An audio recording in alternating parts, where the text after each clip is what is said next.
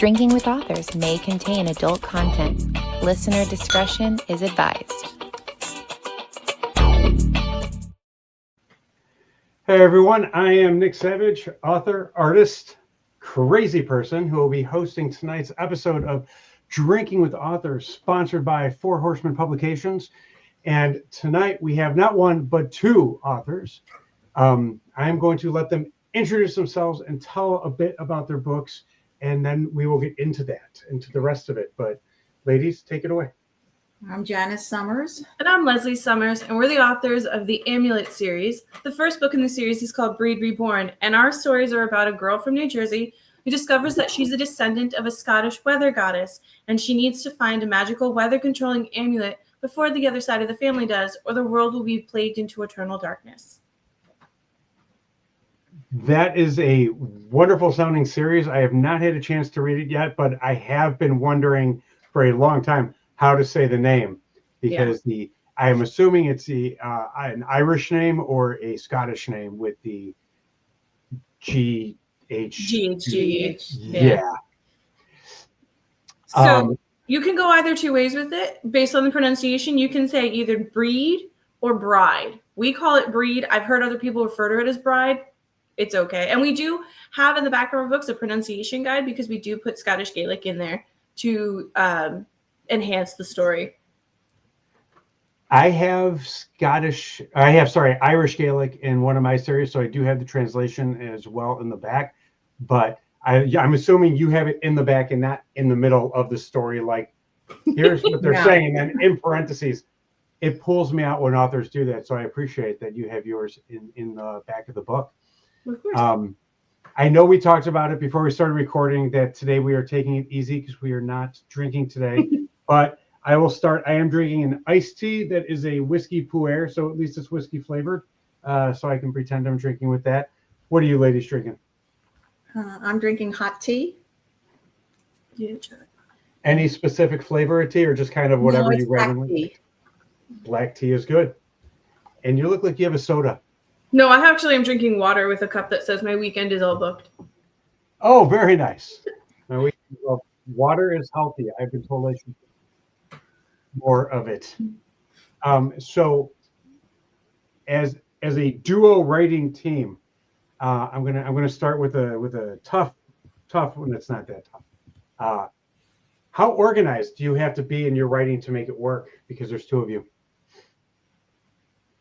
We have to be very organized. Very organized. We discuss the plot and what's going to happen, and then she writes it, because I'm a little too old to write from a 18-year-old perspective. But even further, with keeping our notes organized and our plot lines organized, we have a document sheet listed out, and it kind of looks like a murder board just written on a document. Like, things are crossed out, things are highlighted, there's different colors, different fonts, there's things are in bold, and it's just to make sure that we are hitting all of the plot points that we need to hit, and it's making sure that we don't miss anything on the way out. So all of your plotting and prepping is done on the computer. You don't do you're not the index card people who's writing and popping them up somewhere. No, it's a lot easier to delete something off of a Word document than to throw out an index card, and it's better for the environment. I understand that. I use old business cards, because why waste them? I can at least reuse them again before throwing them into the wild. So you said that you are plotters.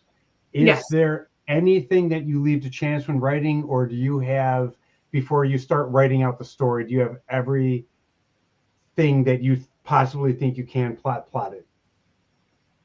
I don't think it's everything. Oh, no, yeah, we definitely leave some stuff to chance. Because sometimes, as you know, as an author, the characters are like, we're not doing this. Write it something else. Yeah, they go in a different direction. And I definitely understand that. I was having a talk with a friend of mine who works in Hollywood, and he's like, you have to force the characters to go where they need to go for the story. And I'm like, no, because then people start, and I think you might agree with me on this, if characters go in a direction that wouldn't be of their nature, you can tell it's forced, and you can see that the author, the writer, then at that point is trying to force it in a specific direction. I could be wrong. If I'm wrong, let me know. I don't think so. I No. think we in our second book we had one of the main characters doing something very outlandish for the character that didn't make sense to their character art, nothing. And I remember saying to Mom, like, I wrote this scene, it doesn't feel right. I'm struggling. I don't know how to write outside of this, like this, but it doesn't feel right. And so we had to crowdsource a little bit to kind of help us get out of that corner that we wrote ourselves into. And thankfully, I have another author friend who I actually went to college with, and she worked for a veterinary hospital, and she's like, oh, instead of having this thing with a human do animals, a pig is actually very similar to a human body, so the testing, if you will, was on animals, but in a positive way. There was a healing aspect. It wasn't a murderous aspect. Just Quite the opposite of murder. Yes, you heal. Yeah. Make better.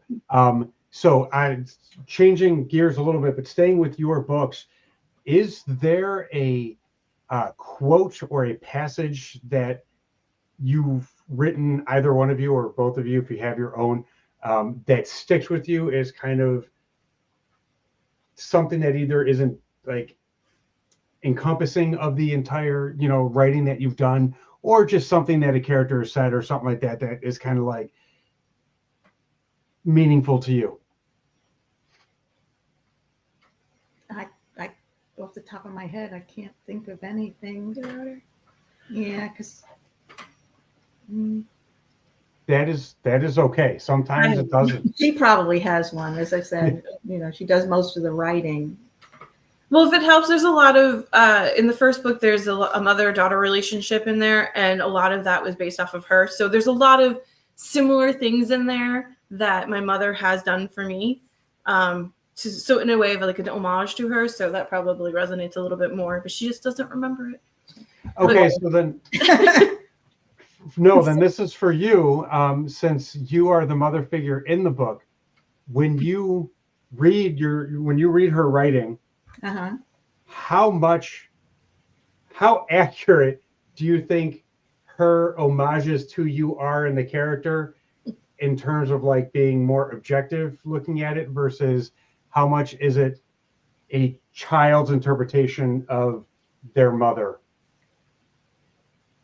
Well, one of the things I had told her when we were writing the book, don't make the parents look stupid. Because I'm so tired of reading a book where parents are, they do stupid things, they don't understand or whatever. But I think she caught the essence of me as a mom.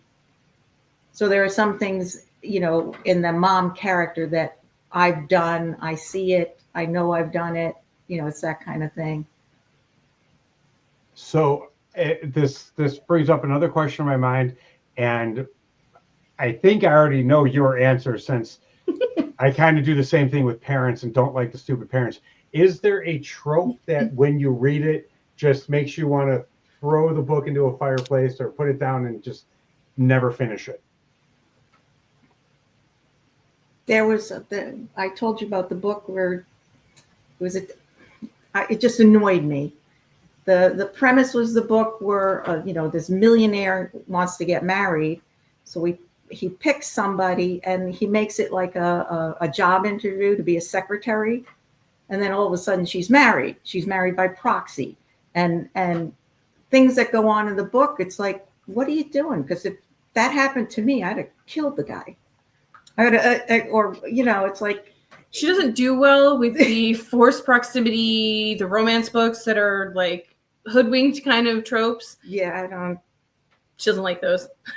Well, what about you? What are your trope? What trope makes you want to just put it down and be like, done? Oh, miscommunication, for sure, and poorly written books. But Well, that's everybody wants to put that's those down. not completely true. But no, and I mean this in a very kind way. But truthfully, if an author kind of has their character rambling for pages on end, but it doesn't feel. Oh, sorry, we're getting a house call, and it's not important. But anyway, we usually have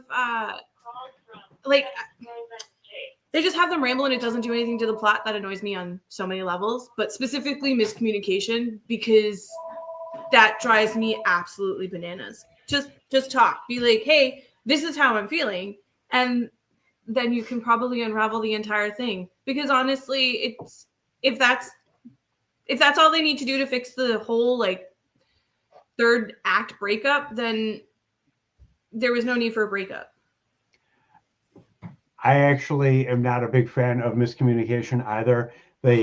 I was surprised she didn't say that the clueless parent with the, you know, genius child kind of trope, which I absolutely hate. I think if you have two dumb parents, you're not going to have a genius child. I don't think you're going to have that sort of environment, in which case you're going to nurture that sort of intelligence out of a child. But on the same note, I also don't think parents are nearly as clueless in life as kids make them out to be. But the miscommunication thing is true. I was actually talking about that the other day, where if people are friends, and I was talking about it with my wife, and we were watching something or discussing a book. I can't even remember what it was, but it was basically, if people are like, have known each other for so long, you're not going to keep certain secrets or certain information from the other person simply to advance a storyline, because if it was a real situation, thered be no need to keep that from the other people. But there's a loophole to that. So in our situation, Bridget does not know that she has that she's a descendant, or is that she is the goddess Breed reborn. She has no idea about this. And that was curated because her mother and her parents were trying to protect her. So they have known her entire life, and they were withholding this massive secret to keep her out of the line of fire, to protect her the best that they can. And that was a maternal and paternal instinct.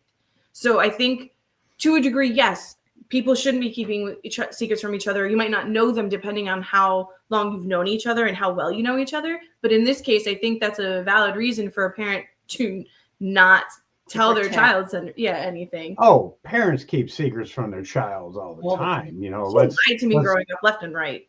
Well, I mean, they have to to a certain point. You know, the little things. You know, I don't know how many kids are watching this, so I might be ruining Christmas for them. But certain figures, you know, that aren't real, that, you know, come around once a year. I got lied to about Burger King. Yeah, she wanted to go to Burger King, and I told her it was closed, and she said there's people in there, and I told her it was the cleaning crew. It was like 3:00 in the afternoon. I knew for a fact they were open. And I told her this is what I'm talking about. I got lied to as a child a lot.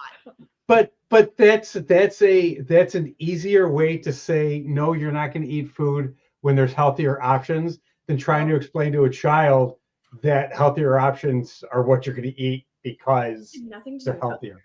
Had nothing to do with healthier. She didn't want to stop. I didn't want to stop. But that's also that's a valid reason. Literally it. Listen, I'm a millennial, right? I'm a child of the 80s. There's none of that. There was no like, let's eat healthier. It was like fat free by the 90s, but not in my house. And I just found out about 4 years ago that when she was sick and my husband would take her to the doctor, on the way home, they'd stop at Burger King or McDonald's. I don't know. And he would get her a hamburger, but she couldn't have cheese. Which is fine. I hate But I just found this out. That's all I was really sick, and I was like, I don't know if I can drive myself. Can you take me to the doctor? She did. And I'm sitting there, I'm like, I really wish I could get Burger King right now. And she was like, you're sick. Why are you eating junk food, like fast food? I don't get it. And I was like, Daddy used to take me. And she was like, what? I never knew. Yeah.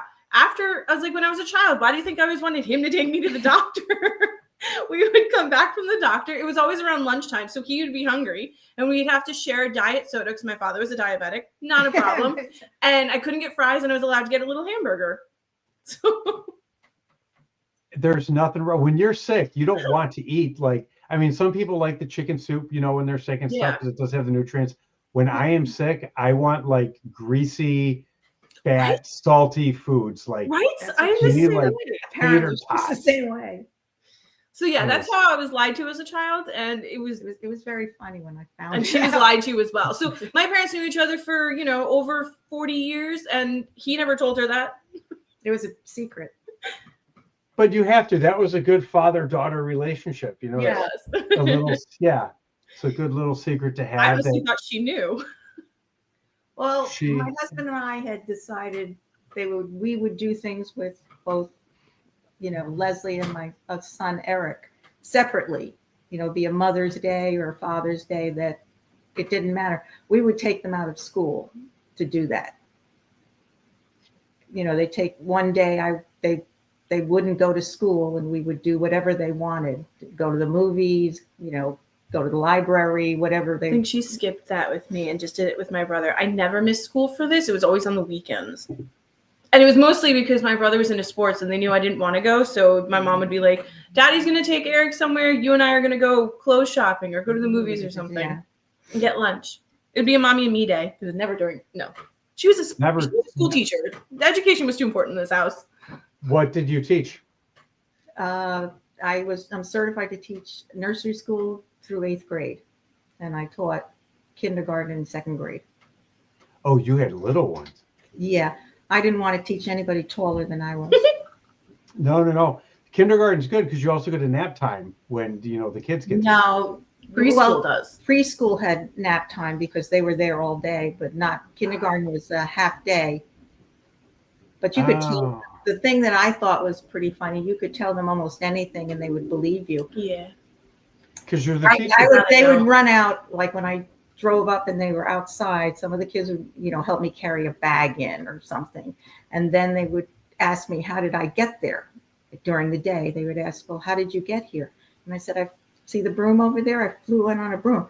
I met a kid who I taught in 2nd grade. He was in high school and he mentioned that you always flew in on a broom.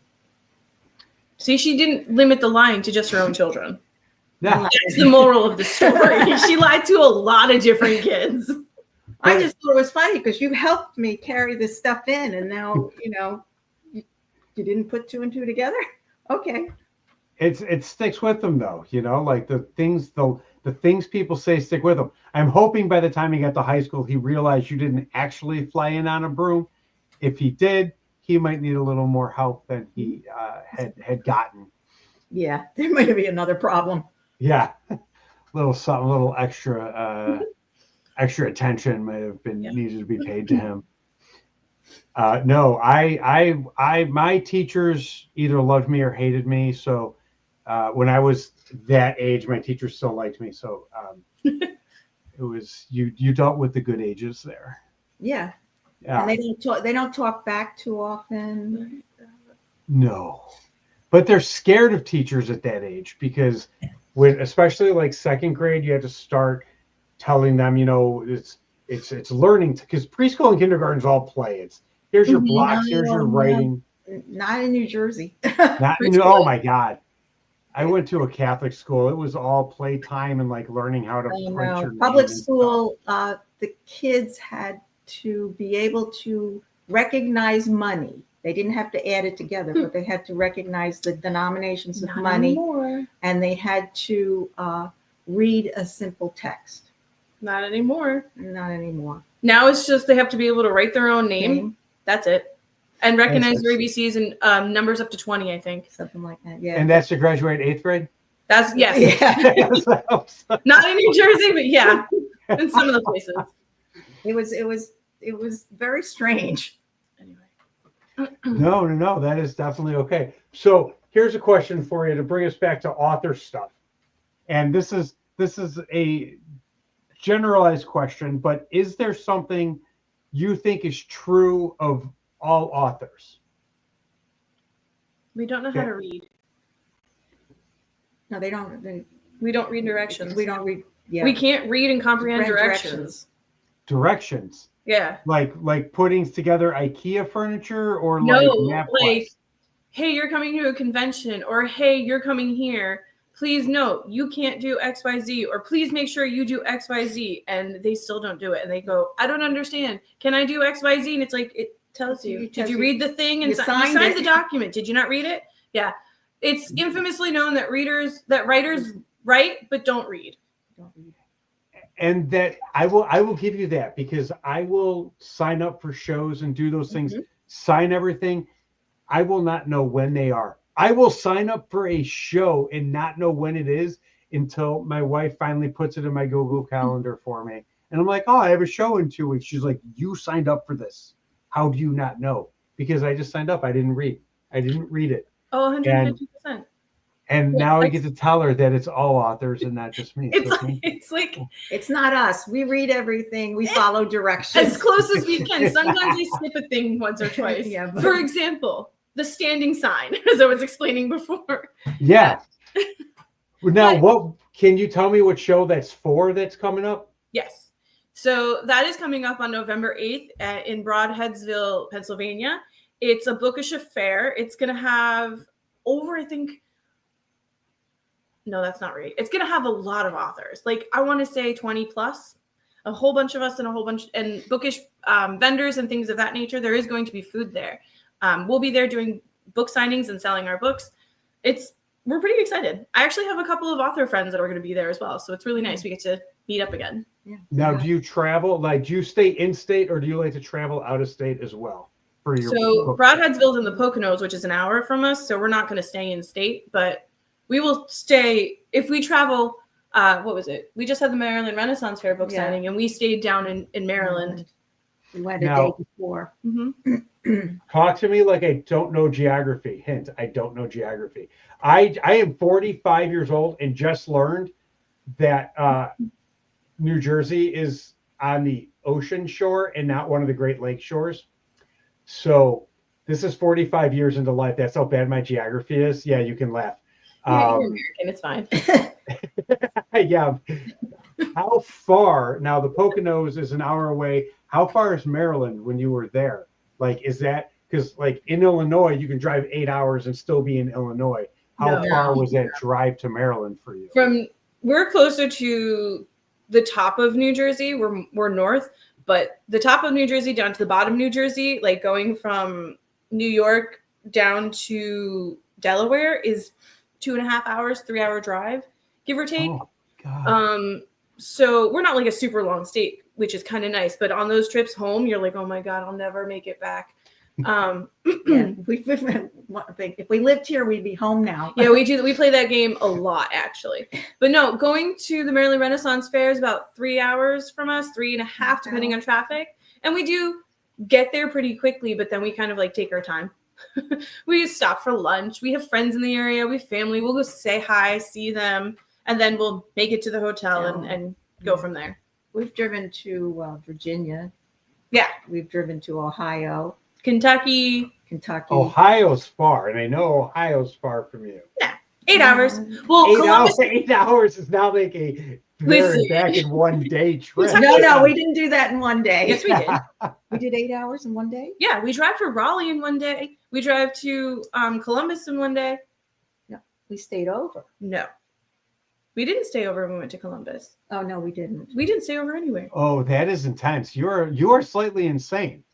That is. I do all the drive. She does the driving. I'm a road trip girl, so it doesn't faze me. We did the 11-hour drive from our house to Louisville, and we came back, and I was like, I didn't feel like that was 11 hours. And my mother was like, are you kidding me? I felt every hour. That was 11. She's like, what is wrong with you? I told well, her we're when not I- doing it anymore. when I lived in Chicago, I had to drive from Chicago to New York in one trip, no stopping besides gas and food. Right. And that was insane. Beautiful drive, but absolutely insane. And I got lost going because you have to like hit Jersey on I-80 before you get to New York. And then I got lost in their system. So the trip took me an extra hour and a half because the New York highway systems were a little confusing to my GPS at the time. But absolutely beautiful drive. But that takes some heart to drive 11 hours. Like, oh, it's just an 11-hour drive. I'm like, no. Yeah, I remember her saying that and thinking to myself, I don't know. I felt every one of those hours. It didn't faze me. No. We- You did mention you did a show in Louisville. Sorry, I did not mean to interrupt you. Can I ask you know what? No. Yeah, I don't want to ask that. Did you like doing a show in Louisville? We loved Louisville. The convention wasn't our favorite, but I don't think it was Louisville. I think it was literally just the convention. There was some confusion. I think there was other events going on, so that event didn't have a lot of attendees. But it was actually kind of cool because we got to meet other 4-HP authors in person. We got to meet Chelsea Burton Dunn for one, and we adore her completely. We got to meet other authors that were not necessarily local or part of 4-HP, and I still talk with them. So it was nice. We got to like meet other people. I got to meet Erica in person finally, and I got to meet Val Willis in person finally. So it was a good trip, even if it didn't result in a lot of sales. It resulted in a lot of good friendships. And that's sometimes a nice thing to have, even if the sales themselves aren't there. If you go to a show and the sales aren't there and the people are just not, you're not vibing with the people, that's just a bad experience across the board. But at least you had, some good people to meet. I got told this from someone while I was there. We were pronouncing it wrong, even though it's Louisville, just Louisville. You're supposed to like choke on the word. Yeah, I'm from New Jersey. I don't care. Exactly. I'm from Chicago, and as long as people don't say Chicago, I'm okay with that. Like the soft AU sound, Chicago. I'm like, no, Chicago. But I also get asked about my accent sometimes because the more I talk about Chicago, the thicker it gets. Oh yeah, I can hear it.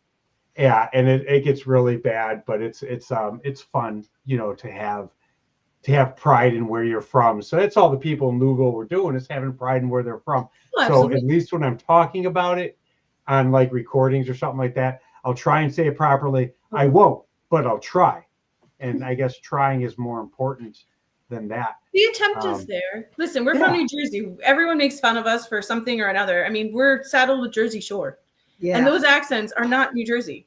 They're all from New York. They're all from, And what I've understand from everyone I've talked to who's from Jersey, even if they're from the Jersey Shore, they're all like, that show is not representative of us. No. It's not. It's actually deeply hurtful to our reputation.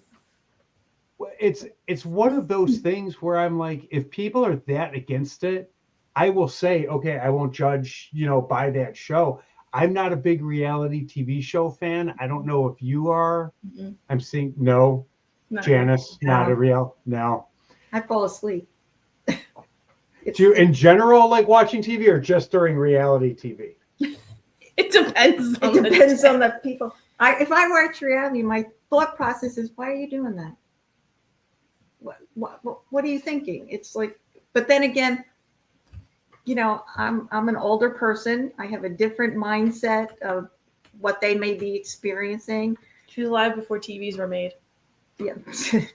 She is no. I have black and white TV. I have black and white TV. Close enough.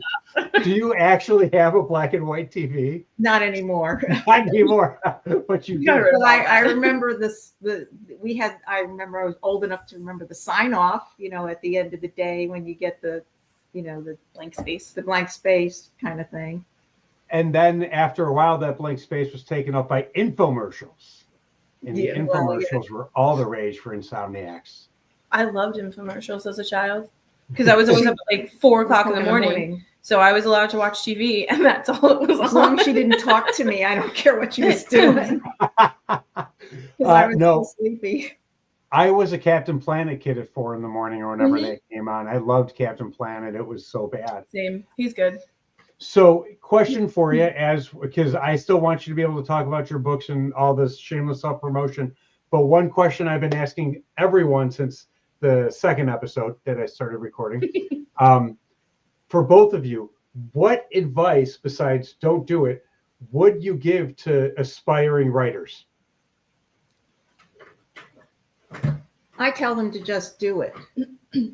Which is the opposite of what I tell them, which is don't do it. You say just do it. Just do it because just getting endorsed by Nike for this. Yes. The paycheck's coming in. You may not be a published author. You may not think, but somebody is going to read it. And if it's only your mom and dad or your cousins or somebody's going to read it.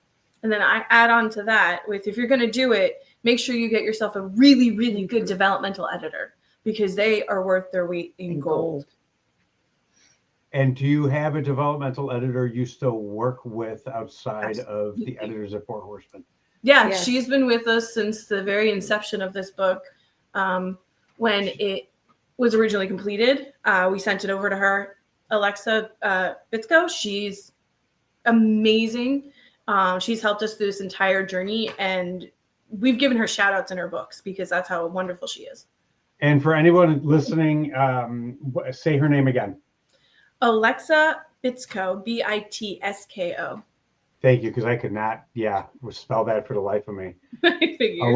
Alexa Bitsko, and she is your developmental, and you've loved her, so that is a good recommendation to have. For sure. Give me some shameless self-promotion. Where can we find your books, find your websites, find you on social medias, not stalk you in real life, but stalk you on internet? Where can we do all these things? So we have our website, leslieandjanicesummers.com. Social media, we're on TikTok, we're on Instagram, we're on Facebook. We have a Substack email list that's growing. That's also going to be, it's probably going to be LJ or Leslie and Janice. I don't remember what I set it up as at the moment, but all of that is linked to our Instagram account. So if you follow LJ Summers Author, I don't remember my own information anymore. But if you find us, I know 4HB tags us and stuff. Yeah. If you find us there, if you type in like LJ Author or LJ Summers Author or Author LJ Summers, one of the two. I've switched it recently, which is why I can't remember things anymore. You can find it on our link tree there. All of that stuff is linked. And if push comes to shove and they can't, they can go to the Four Horsemen Publications website, look you up, and find your socials all on there. Yes. And what's super great is that additionally, you can find our books at Four Horsemen on Amazon, at Walmart.com, at Target.com, basically where you can buy your books from major many retailers. That's where you can find our stuff. And how many books are in your series currently available? 3. And they are? They are Breed Reborn, Breed Redefined, Breed Restricted, and then we are working on the 4th one, which is hopefully going to edits at the end of this month. At the end of this, okay, so then a few more months then before pre-orders and everything like that, but you're getting there with that. Is it going to have a definitive end of the series, even if the world's still open, or are you going to do the 30, 40 books in the series kind of thing that other authors have done? No. This is going to be a definitive end. Definitive. Do you know how many books you're looking to have in the series, or are you leaving that open? Just 4 as of right now. Nice. There might be some prequels we discuss, but I think right now we're just going to put the main storyline to bed, and then we can revisit it when we've taken some time off. Always a good plan. Are you a fan? One last thing before we go, because you said you have a definitive end. Are you a fan of series that stay open and just continually write 30, 40 books about the same character? Or do you like to have an end game, for the characters and stuff like that, where they can say bye to them eventually? Personally, I don't care if the books are 30 or 40 books, but they all have to be out, because if I'm reading one book and something, you get to the end of it and I go, what next? I can get that next book. I'm not very patient. I think it depends on the series for me. I really like the Shadow Me series, and that ended. And then I think in 2014, 15, 16, 17, I don't know. Recently, she decided to bring that series back and continue the world. And then now she has spinoffs of it, and I'm just devouring them. I love it. But then there's other authors who have other series that are 30 books, and I've read all 30 books. And if they, like my mom, if they were all out at the first, when they first came all out and I first started reading the series, I would have devoured them all. But now it's been like, okay, I got up to 25. A year later is 26. I'm kind of losing interest. 27, 28, 29, 30. I'm like, I don't think I care anymore. Yeah. I completely understand that, because I think people are like that, especially with television nowadays, with series seasons being 2 and 3 years apart instead of the 8 months like they were back in the 80s and 90s and even the 2000s. The good old days. The good old days. I know we covered a lot with a lot of topics in the show, so thank you for keeping up with me. I know it can be a little random, but I think we had a fun time, and I want to thank you both for being here. It has been a pleasure, and I want to thank everyone for watching. And until next time, Thank you, everyone, and be good. Thank you for having Thank us. you. Thank you. It's my pleasure. Thank you for listening to Drinking with Authors. Join us next time for another fun conversation with an author over drinks.